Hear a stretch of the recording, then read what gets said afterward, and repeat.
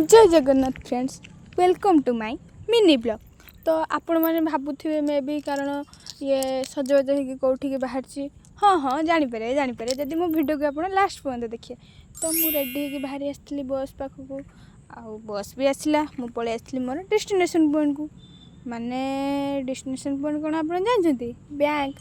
कारण बैंक आसार गोटे ही कारण मोर ट्रांजेक्शन किसी दिन हम ठीक से होनी माने फोन पे रे बहुत इश्यू हो।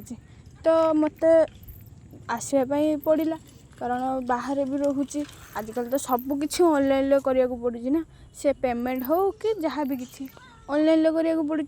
तो बहुत हैरान भी मुझे तो से पलि आसली टे बैंक आसी लाइन छिड़ा जाइए कारण मोर मनी डिपोजिट कर।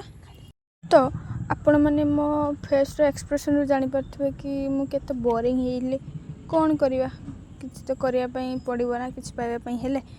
तो फॉर्म भी फिलअप करदे मनी डिपोजिट करदे बाहर आसली घर को कारण बहुत जोर से भोक भी लगे।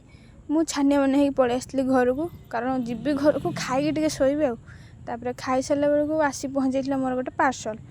से पार्सल अच्छी कौन आपण मैंने भावुए अरे आपण मैंने भी देखिकी भी जानीपे पार्सलटा कौन शू स्टैंड मो विचक्षण से पार्सल आसा मात्र से धरिकी बसी ता सहित टिके छेड़खानी कर तार मोर ये पौड़ापी झगड़ा लगे से घर को आसले भाई भौणी झगड़ा तो बनता है यार।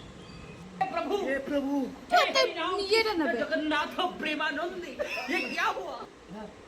आउ ये गोटे पिला घर को जब किसी गोटे जिनस आसो ता मन शांति न होगा पर्यंत से जिनस को टोटाली छाड़बनी से जहाँ भी होता मुझे उठिकी लगे पड़ी मो कम झाड़ू मारदी।